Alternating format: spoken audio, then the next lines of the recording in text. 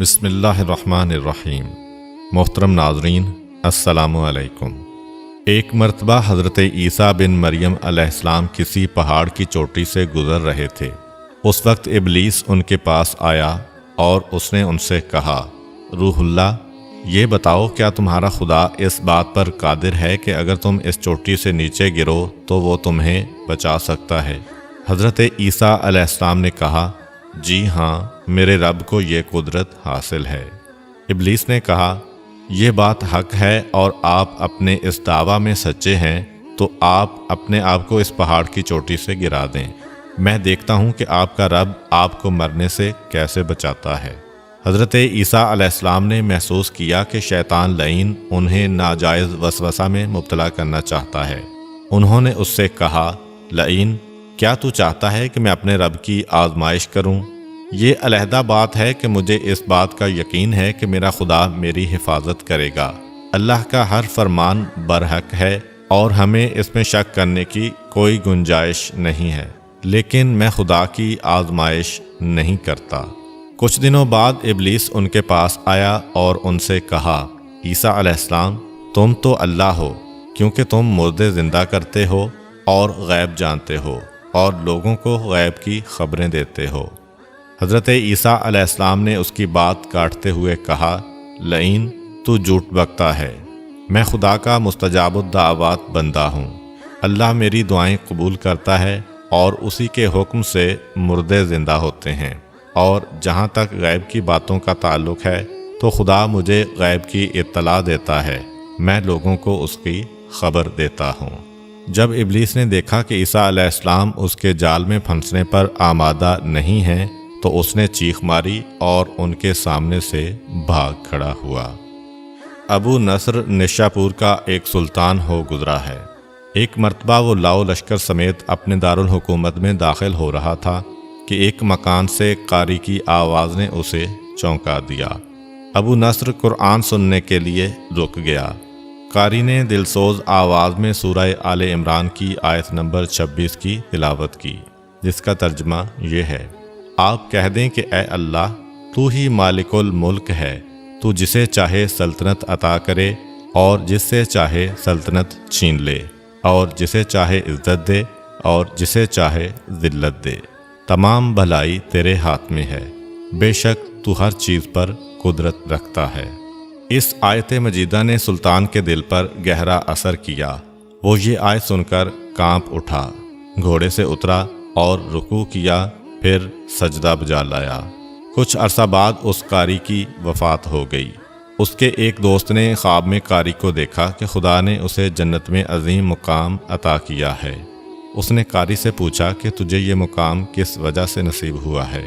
قاری نے جواب دیا، میں تو ایک بدکار اور گناہگار انسان تھا، میرے نامہ اعمال میں کوئی خاص نیکیاں نہیں تھیں، مگر اس کے باوجود خدا نے مجھ پر خصوصی کرم کیا اور مجھے یہ مقام عطا کیا، اور خدا نے مجھ سے فرمایا، تو نے دنیا میں ایک سلطان کو ہماری عظمت یاد دلائی تھی، اس کی وجہ سے ہم آج تجھ پر رحم کر رہے ہیں اور تجھے بلند مقام عطا کرتے ہیں۔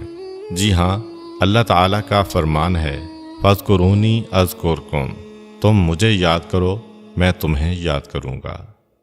پرانے زمانہ میں انطاکیہ ایک بہت بڑا شہر تھا۔ یہ شہر ایشیائے کوچک میں واقع تھا۔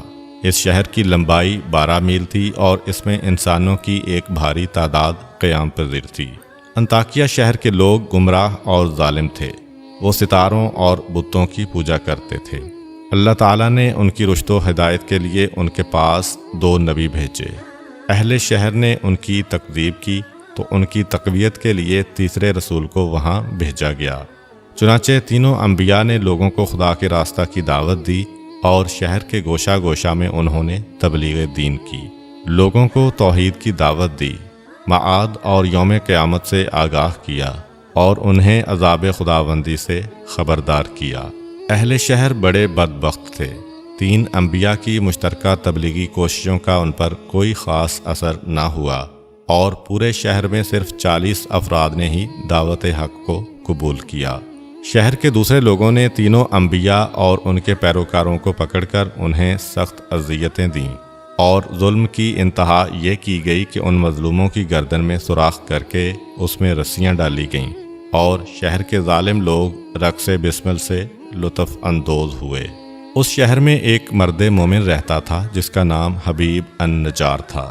وہ ان انبیاء پر ایمان لایا تھا، لیکن وہ اپنے ایمان کو مخفی رکھتا تھا۔ وہ شہر میں بڑھئی کا کام کرتا تھا۔ اسے جو مزدوری ملتی تھی وہ اس کو 2 حصوں میں تقسیم کرتا تھا۔ ایک حصہ اپنے اہل خانہ کو کھلاتا تھا اور دوسرا حصہ غرباء و مساکین میں تقسیم کرتا تھا۔ جب حبیب النجار کو اس ظلم کا پتہ چلا تو انہوں نے اپنی قوم کو تبلیغ کرتے ہوئے کہا، اے میری قوم، ان رسولوں کی پیروی کرو، ان کی اتباع کرو جو تم سے کوئی اجر نہیں مانگتے اور وہ راہ راست پر ہیں، اور میں کیوں نہ اس ذات کی بندگی کروں جس نے مجھے پیدا کیا ہے اور جس کی طرف تم سب کو پلٹ کر جانا ہے۔ کیا میں اس ذات کے علاوہ کسی کو معبود بناؤں؟ جبکہ اگر خدائے رحمان مجھے ضرر پہنچانے کا ارادہ کر لے تو ان کی شفاعت مجھے کوئی فائدہ نہیں دے سکتی اور نہ وہ مجھے چھڑا سکتے ہیں۔ تب تو میں صریح گمراہی میں مبتلا ہو جاؤں گا۔ میں تو تمہارے پروردگار پر ایمان لے آیا ہوں، لہٰذا میری بات سن لو۔ کیا میں اسے چھوڑ کر دوسرے معبود بنا لوں؟ حالانکہ اگر خدائے رحمان مجھے کوئی نقصان پہنچانا چاہے تو نہ ان کی شفاعت میرے کسی کام آ سکتی ہے اور نہ وہ مجھے چھڑا ہی سکتے ہیں۔ اگر میں ایسا کروں تو میں واضح گمراہی میں مبتلا ہو جاؤں گا۔ میں تمہارے رب پر ایمان لے آیا، تم بھی میری بات مان لو۔ لیکن ظالم لوگوں نے ان کی بات پر کان نہ دھرے اور ان کی نصیحت سن کر خواب غفلت سے بیدار نہ ہوئے، بلکہ ظالم درندے یکدم اس پر ٹوٹ پڑے اور بیچارے کو اتنا مارا کہ اس کی آنتیں باہر نکل آئیں۔ پھر اس کا گلا دبا کر قتل کر دیا اور لاشا کو ایک کنویں میں ڈال کر اس میں مٹی ڈال دی گئی اور وہ کنواں اس کا مدفن بن گیا۔ بعض روایات کے مطابق ظالموں نے اسے پکڑ کر آری سے 2 حصوں میں تقسیم کیا تھا۔ ایک اور روایت میں مذکور ہے کہ لوگوں نے اس کی گردن میں سوراخ کیا اور اس میں رسی ڈالی اور پھر اسے صلیب پر چڑھا دیا، جہاں اس کی موت واقع ہوئی۔ حبیب النجار کو موت سے قبل انبیاء دکھائی دیے تو اس نے یہ آخری الفاظ کہے، میں تمہارے رب پر ایمان لایا ہوں، میرے گواہ رہنا۔ اس کے بعد اس کی روح قفس عنصری سے پرواز کر گئی۔ اللہ تعالیٰ نے اس کی قربانی کو قبول کیا اور اسے عظیم ثواب دیا۔ اس کی روح جیسے ہی جسم سے جدا ہوئی تو اسے جنت بھیج دیا گیا، جیسا کہ قرآن مجید بیان کرتا ہے۔ حبیب النجار کو نیک انجام مبارک ہو۔ امید کرتا ہوں کہ آپ کو آج کی ویڈیو اچھی لگی ہوگی۔ اگر آپ کو ہماری ویڈیو اچھی لگی ہے تو ویڈیو کو لائک کریں اور مزید اس طرح کی ویڈیوز دیکھنے کے لیے ہمارا چینل سبسکرائب کر لیں۔ ملتے ہیں نیکسٹ ویڈیو میں، اجازت دیجیے، اللہ حافظ۔